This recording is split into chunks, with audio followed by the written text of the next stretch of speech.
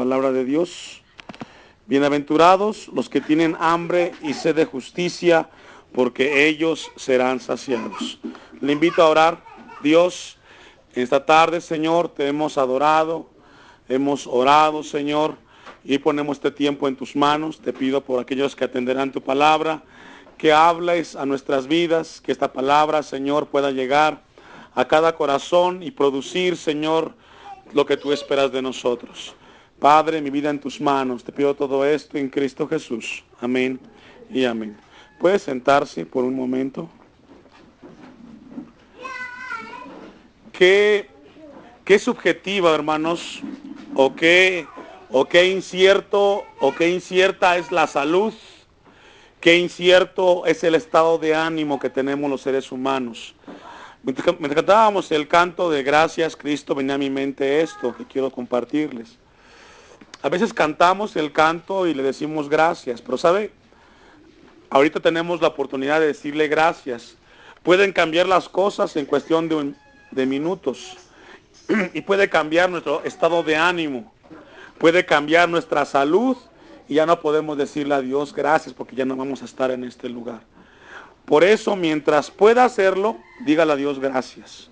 Mientras pueda decirle a Dios gracias, hágalo con su vida. Vamos esta tarde a concluir este versículo 6, que nos ha llevado 3 martes. Es el tercero. Felices son los que tienen hambre y sed, y póngala ahí, de la voluntad de Dios. Felices son los que tienen hambre y sed de la voluntad de Dios. Hemos logrado ver de parte de Dios y entender que este capítulo 5 nos habla del carácter del cristiano. Nos habla del nivel que debe de vivir el cristiano. Si usted lo ve, dice, pues difícilmente hay una persona que pueda vivir estas 9 bienaventuranzas. Porque no será en nuestras fuerzas, será en la gracia de Cristo que podremos ser pobres en espíritu, que podremos ser consolados, que podemos ser mansos, que podemos ser los que tienen hambre y sed de justicia de Dios. Hace 8 días vimos acerca del hambre y la sed, que tiene que ver con aquellos apetitos del ser humano que son imprescindibles para poder vivir. Ya Dios nos enseñó lo importante que es el hambre y la sed. Y hoy Dios quiere hablarnos acerca hambre y sed de qué quiere Dios que tengamos a través de su palabra. Voy a invitarle para recordar un poco, le voy a invitar a Amós 8:11, ahí nos quedamos hace 8 días, Amós capítulo 8 y versículo 11. Aquí el profeta Amós dice que vienen días, dice Jehová el Señor, en los cuales enviaré hambre a la tierra, no hambre de pan, ni sed de agua, sino de oír, ¿qué dice, hermanos? La palabra de Dios. Viene un tiempo bien importante a esta tierra, un tiempo en el cual va a haber hambre y sed, pero no de cosas materiales, sino de la palabra de Dios. Ahora, ¿quién va a lograr identificar esto, mis hermanos? Aquellos que sean tocados por Dios. Viene un tiempo muy importante a esta tierra. Fíjese que habla de la tierra, donde va a haber hambre de pan y sed de agua. Pero no del agua material, sino del agua de la vida que Jesús solamente puede dar. El hambre y la sed son importantes en la vida del ser humano. El hombre puede morir de hambre y puede morir de sed. Entonces el hombre es capaz de hacer cualquier cosa por comer algo o por beber algo. Hemos logrado ver cómo cuánta gente emigra de este lugar a otros lugares buscando el comer y el beber. Mucha gente es desplazada de países buscando comida. Y sabemos entonces que la comida es muy importante en la vida del ser humano. Juan capítulo 4 versículo 13. Le invito también a leer esa porción. Solamente para recordar un poco. Juan, Evangelio de Juan capítulo 4 versículo 13 en adelante. Aquí es un momento en el cual Jesús tiene un encuentro con la mujer samaritana y dice el versículo 13 de Juan. Respondió Jesús y le dijo, cualquiera que bebiere de esta agua volverá a tener sed. No es desconocido para todos nosotros que durante el día tenemos periodos de sed y lo que hace el cuerpo es pedirte algo líquido para beber, te lo tomas y después de ciertas horas, una vez más, tenemos sed. Llega la noche y tenemos sed.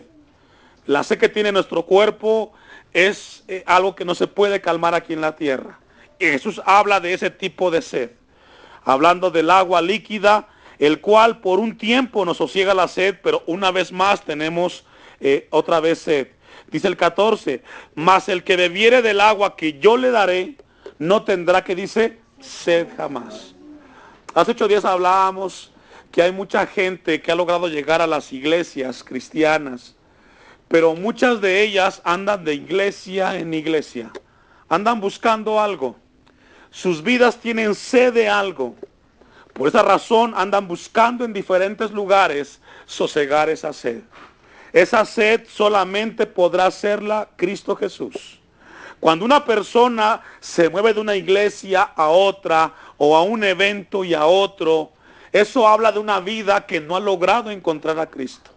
Porque el que prueba a Cristo, mi hermano, calma su sed. El apóstol Pablo escribe a 2 Corintios 5:7, ya se lo sabe, que andamos por fe, y no por qué, y no por vista. Nuestro caminar aquí en la tierra es con fe, confianza en Dios, en sus promesas, no en lo que vemos, no en lo que tocamos, sino en lo que nos habla su palabra. Hoy tristemente mucha gente que se llama cristiana no ha logrado encontrar estabilidad en su vida. Los vemos sedientas, buscando cultos de milagros, cultos de éxito, de prosperidad. Y habla de una vida que tiene sed de algo. Y que a pesar que tiene la Biblia, no ha logrado entender que Jesucristo es la fuente que puede saciar esa sed del alma del ser humano. Dice Jesucristo, sino que el agua que yo le daré será en él, que dice, hermanos, una fuente de agua que salte para vida eterna. Aquí Jesús nos habla de algo muy importante, hermanos, acerca de lo que es Él en la vida del ser humano. Cuando uno encuentra a Cristo, uno logra encontrar la paz en su vida. Ya no tiene que buscar más. Dios va a darle un lugar para que crezca espiritualmente, pero su sed ya es calmada. Cada vez que usted va y ora y lee la palabra, sabe que su vida se refresca en Cristo Jesús. No es en un movimiento, no es en una religión, es en la comunión con el Cristo de la gloria. Eso falta entenderlo. Para eso se requiere madurez. Apocalipsis 21:6. Le invito a leer. Apocalipsis 21:6. Se recuerda que en Mateo 11:28 Jesucristo dijo, venid a mí todos los que estéis cargados y trabajados, que yo os haré descansar. Si queremos descansar, tenemos que ir a Cristo Jesús. Apocalipsis 21:6 dice, y me ha dicho, hecho está, yo soy el alfa y el omega, hablando de Cristo, el principio y el fin. Es decir, ya no hay nadie más, ni antes ni después. El que tuviera sed, fíjese qué interesante, habla de la sed. El que tuviere sed, yo le daré, ¿qué dice, hermanos? Ahora, aquí muy importante, la sed, el agua que Jesús nos da es, que hermanos, gratuitamente. No como muchos que cobran hoy por los milagros, o cobran por las entradas a un evento cristiano. Eso es lucrarse e ir en contra del evangelio. La palabra de Dios tiene que ser gratuita. Si usted cobra la entrada, ya está cobrando.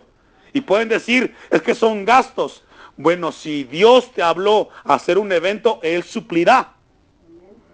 No hacemos un evento para ver qué sacamos. Hacemos un evento para que la gente escuche. Pero ya Dios solventó las necesidades para el evento. Jesucristo dijo, al que tuviera sed, yo le daré gratuitamente de la fuente del agua. ¿Qué dice, hermanos? De la vida. Y qué promesa tan extraordinaria esta. Allí mismo vamos a ir a Apocalipsis 7:16. En el mismo libro, Apocalipsis 7, versículo 16. La sed y el agua son dos cosas importantes para el vivir del ser humano. Apocalipsis 7:16. Ya no tendrán hambre, ni qué dice, ni sed. Y el sol no caerá más sobre ellos, ni calor, que dice, hermanos. Viene un tiempo en el cual el Señor dará eso en la vida del cristiano. Un tiempo cuando estaremos en su presencia. Pero aquí en la tierra, mis hermanos, Él ha logrado sosegar nuestra sed. Yo no sé cuántos de ustedes han logrado entender y decirle a Dios, gracias porque tengo un lugar donde tú me alimentas. Ya fui salvo, ya me salvaste. Pero ahora tengo un lugar donde tú me hablas para que yo crezca y madure. La sed de su vida, Cristo ya la sosegó. El hambre en su vida, ya no tiene que viajar a ningún otro lugar. Donde Dios lo tiene, sabe que tiene paz. Vamos a regresar al texto de Mateo 5:6. Era una breve introducción al texto de la bienaventuranza. Dice, felices los que tienen hambre y sed. Ahora aquí viene una palabra muy importante, la palabra justicia. Esta palabra viene del griego dikaiosne. Fíjese, dikaiosne. Los que tienen hambre y sed de dikaiosne. ¿Qué significa esa palabra? Ahí les va. Significa bondad, significa integridad, pero primero significa voluntad de Dios. La primera definición de esa palabra es la voluntad de Dios. Entonces el texto se lee así: felices, bienaventurados, dichosos los que tienen hambre y sed de, ¿qué, hermanos? De la voluntad de Dios. Mira, hermanos, la voluntad de Dios es un tema muy grande en la vida del cristiano. Importante. La voluntad de Dios dice aquí que son felices los que tienen hambre y de hacer la voluntad de Dios. Usted y yo somos hijos de Dios, ¿verdad que sí? ¿A usted le agrada hacer la voluntad de Dios? ¿Sabe qué cuesta hacer la voluntad de Dios? Porque eso implica que tengas que dejar de hacer la tuya. A veces tú quieres corregir a tu hijo a tu manera y Dios te dice cómo hacerlo. A veces no nos gusta hacer lo que Dios nos pide que hagamos. A veces tú quieres hacer un negocio a tu manera. Viene alguien, te lo plantea y dices, es un buen negocio. Pero Dios te dice, primero consúltalo conmigo. Siempre hacer la voluntad de Dios será un problema en la vida del cristiano. La palabra voluntad de Dios significa telema en el griego. Y significa, fíjese, hermanos, significa el beneplácito del Padre. Cuando uno hace la voluntad de Dios, hace el beneplácito del Padre. Ahora, ¿qué significa el beneplácito? Significa obedecer los mandamientos, consejos, deberes que Dios nos da. ¿A cuántos les gusta hacer los deberes que Dios nos pide? Ese es un tema difícil. Es un terreno conflictivo para el cristiano. Porque Dios te habla del perdón. Te habla del trato con tu esposa, con tus hijos. Y hacer la voluntad de Dios nunca estará empatado con el nuestro. Pero qué interesante, Mateo 5:6 dice, felices son los que tienen hambre y sed de hacer la voluntad del Padre. Voy a llevarlo a un texto que está en Hebreos 10:7. Hebreos 10:7. ¿Sabe, hermanos, que en la voluntad de Dios encontramos lo que Dios quiere para los hombres? ¿Sabe que Dios quiere para los hombres primero salvarlos? Luego quiere que los hombres sean santos. Luego quiere que los hombres vivan su vida cristiana viviendo la palabra del Padre. Vea lo que dice Hebreos capítulo 10, versículo 7. Qué interesante. Subráyelo. Entonces dije, he aquí vengo, hablando de Cristo. Oh Dios, para hacer, ¿qué dice? Tu voluntad. Como en el rollo del libro está escrito. ¿A qué vino Cristo, hermanos, aquí en la tierra? A hacer la voluntad del Padre. Uno piensa y dice, ¿a qué vine yo a esta tierra? Pues yo voy a hacer esto y esto y esto. No, cuando vino Cristo a la tierra, Él dijo, vengo no a hacer lo que yo quiera, vengo a hacer la voluntad de mi Padre, como Él lo marcó en su palabra. Cada uno en este lugar sabe la voluntad del Padre. Si usted es hijo de Dios, sabe qué es lo que le toca hacer como hijo de Dios. El asunto está, hermanos, que en la voluntad del Padre lleva implícito algo muy importante, que se llama obediencia. Hacer la voluntad del Padre lleva a la par obediencia. Dios te pide que hagas algo y tenemos que ¿qué? Que obedecer. Que obedecer. Ahí mismo, en Hebreos, vamos a aprovechar que estamos ahí, capítulo 5.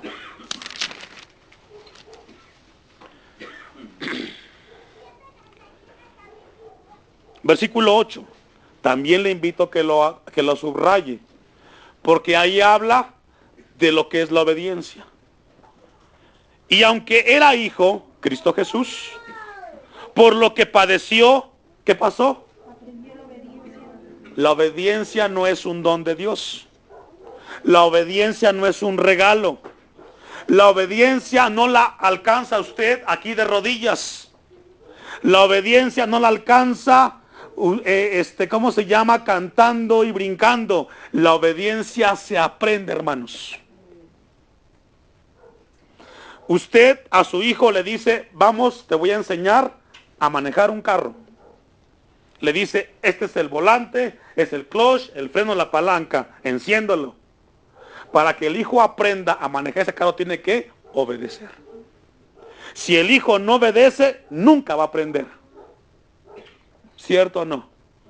Si usted como hijo de Dios, Dios le habla su voluntad y usted no obedece, ¿sabe qué? Nunca va a aprender a ser hijo de Dios. La obediencia es un tema que va implícito en la voluntad del Padre. La obediencia, mis hermanos, va a la par de la voluntad de Dios. Dios te va a hablar de diferentes maneras, pero la voluntad se alcanza cuando obedecemos. Usted aprendió a vestirse porque su padre o su madre le dijo, te vistes de esta manera. Y usted aprendió, ¿por qué? Porque obedeció. Aprendemos a obedecer a Dios cuando le seguimos a sus indicaciones. Qué interesante. Juan 4:34.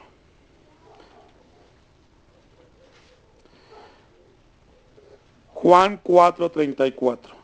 Pero antes de leer Juan 4:34, le invito a que busque Salmos 48. Entonces, hermanos, la obediencia, ¿qué? Se aprende, ¿verdad que sí? ¿Sabe qué es la obediencia? Ahí le va la definición de obediencia. La obediencia es la acción que se lleva a cabo cuando se reciben las órdenes de una jerarquía mayor. La obediencia es una acción que se recibe y se lleva a cabo de alguien a una jerarquía mayor. Entonces, la obediencia es una, ¿qué, hermanos? Una acción. Usted le dice a su hijo, hijo, vete por las tortillas, vete por un refresco. El hijo, cuando va, ¿el qué? Obedeció. Si el hijo no va, no obedeció.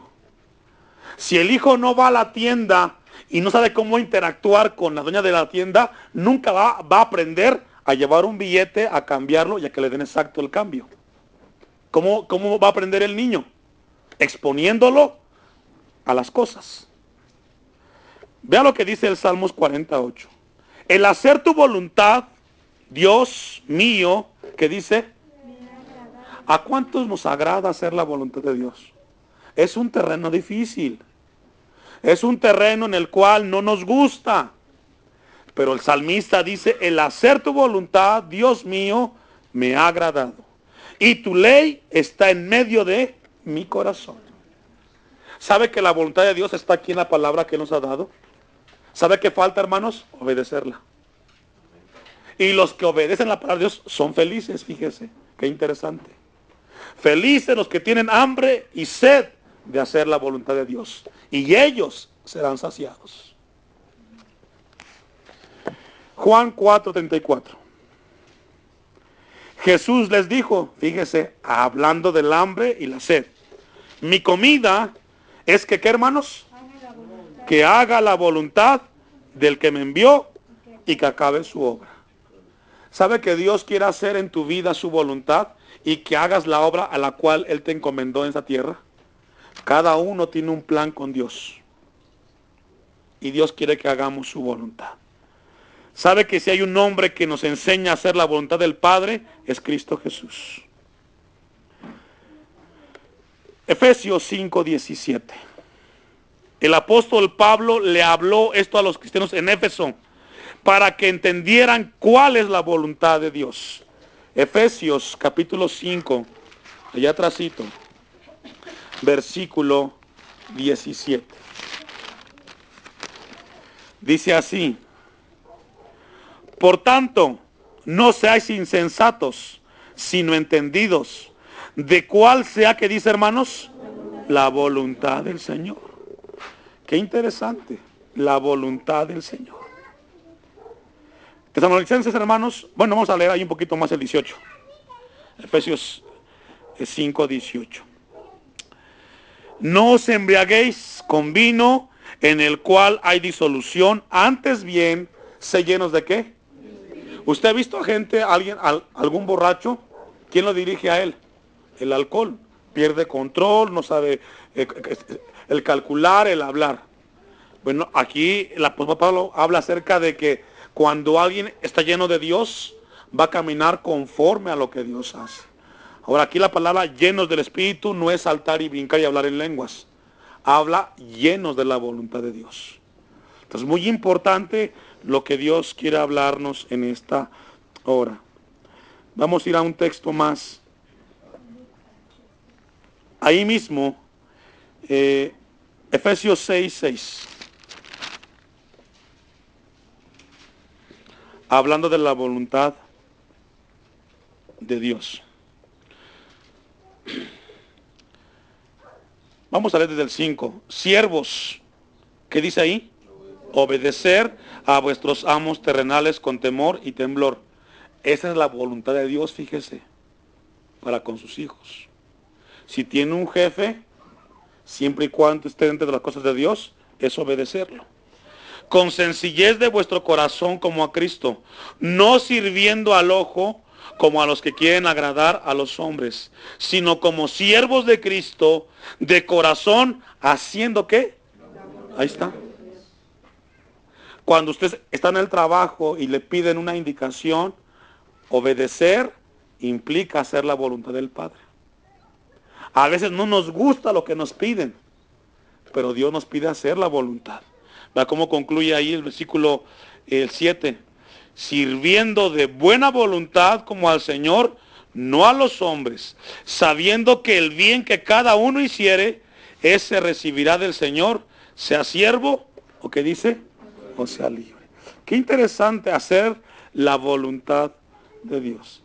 Tesalonicenses, hermanos, la primera epístola 4:7. Tesalonicenses, primera epístola 4:3. 4:3. Primera de Tesalonicenses 4:3. Pues la voluntad de Dios es que, hermanos, qué interesante, subraye eso. La voluntad de Dios es que, hermanos, ¿sabe qué significa eso? Dejar de pecar. Primera de Tesalonicenses 4:3.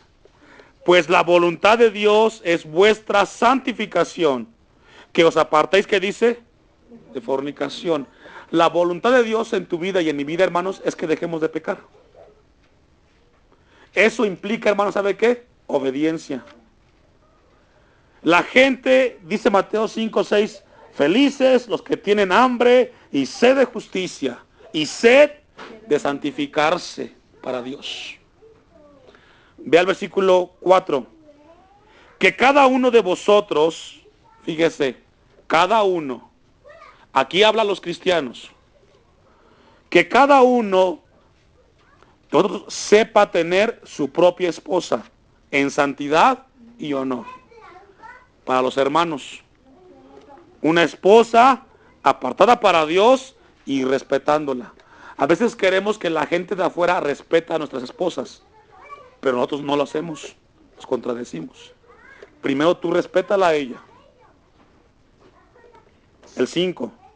No en pasión de concupiscencias, como los gentiles que no conocen a Dios. 6. Que ninguno agravie ni engañe en nada a quién. ¿Sabe qué es la voluntad de Dios, hermanos? Esa es la voluntad de Dios. Que nadie engañe a quién, a su hermano, ni haga agravio en contra de él. Ya Dios nos lo dice en su palabra. Ahora nos falta ¿qué? Obedecer. Obedecer es la acción de la orden que recibimos de una jerarquía mayor. Y se aprende la obediencia. Vamos a concluir el versículo 6. Porque el Señor es vengador de todo esto, como ya os he dicho y testificado. Vamos al 5, ahí 18. Capítulo 5, 18. De la misma epístola. Dice, dad gracias en todo, porque esta es la voluntad, ¿qué dice, hermanos? De Dios para con vosotros en Cristo Jesús. Darle a Dios gracias en todo. Esa es la voluntad del Padre. Entonces, Mateo dice, y ya habla acerca de que son felices los que tienen hambre y sed de la voluntad de Dios. ¿Sabe que la voluntad del Padre es la parte vertebral del cristiano? Si tú no obedeces a lo que Dios te dice, no eres cristiano. Por eso, hermanos, decimos, no puedes ser buen padre sin antes ser buen cristiano. No puedes ser buen hijo si antes no eres buen cristiano. No podemos ser buenos pastores si antes no somos buenos cristianos. Tenemos que ser primeros buenos cristianos para ser buenas personas. Amén. Vamos a ir a una cita que está en Lucas, capítulo 22, 42. Lucas 22, 42.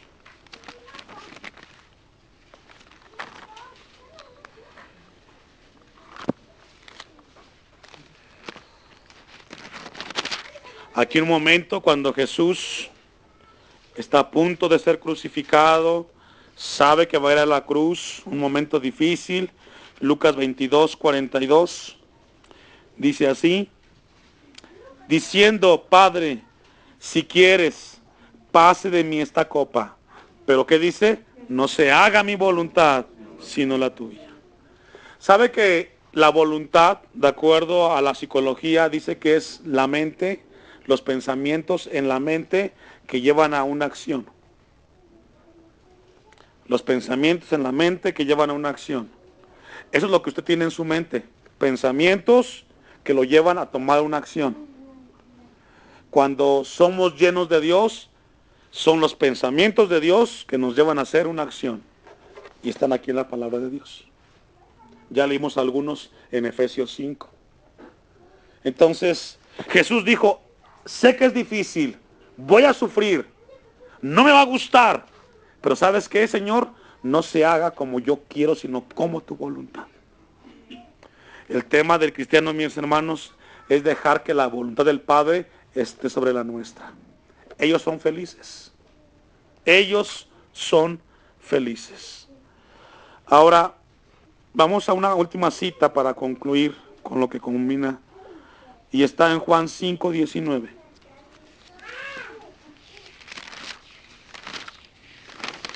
Juan capítulo 5, versículo 19.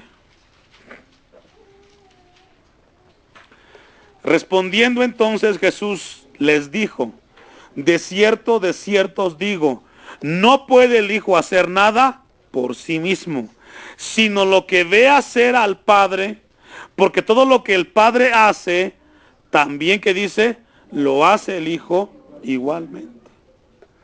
Yo le decía a usted hace un tiempo atrás que sus hijos a partir de los 5 años ya no aprenden por los oídos, aprenden por los ojos.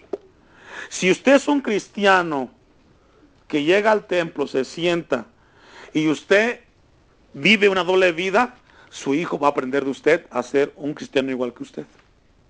Aunque usted no le enseñe, pero con el ejemplo le está enseñando.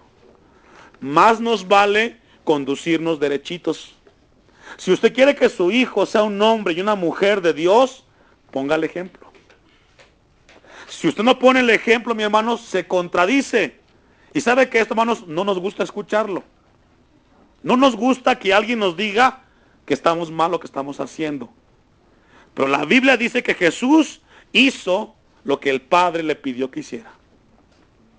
Si usted hace lo que Dios le pide que haga, mañana su hijo va a ser como usted, un hombre que haga la voluntad de su Padre. Luego cuando su hijo crece, tiene 20, 30 años, quiere que haga las cosas bien, usted nunca le enseñó. Nunca le enseñamos. Dice el texto, el versículo 19, vamos a leer una vez más. Respondiendo entonces Jesús y les dijo, de cierto os digo, no puede el Hijo hacer nada por sí mismo, sino lo que ve, ¿qué dice, hermanos? Ve hacer.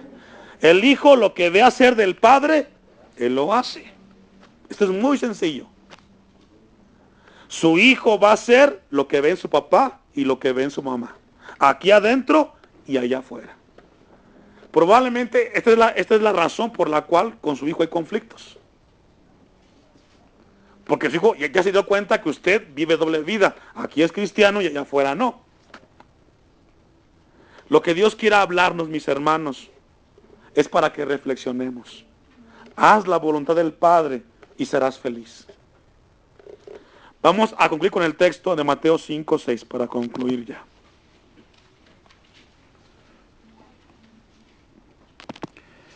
Dice el texto, bienaventurados los que tienen hambre y sed de qué, hermanos, de justicia, voluntad de Dios. Porque ellos, ¿qué, hermanos, qué dice? Saciados. La palabra saciados, jortazo, con Z, habla de una comida que nunca se acaba. Usted ha ido a un banquete donde tiene una mesa llena de comida y dices, ¿y esto es todo para mí? No me lo voy a acabar. La Biblia enseña que estas personas que tienen hambre y sed de la voluntad de Dios, ellos van a lograr saciar su hambre y su sed. ¿Por qué? Porque será el Padre el cual los sacie. Jesús dijo, el que come y bebe de mí, nunca tendrá hambre y sed jamás. Póngase de pie. Qué importante, hermanos, es ser cristiano. Qué importante es que Dios nos hable para que aprendamos. Si logramos entender que para ser felices, primero hay que ser buenos cristianos. Si tú quieres que tus hijos se conduzcan en el camino del Señor, comencemos nosotros haciéndolo. Cierre sus ojos, le invito. Amantísimo Dios,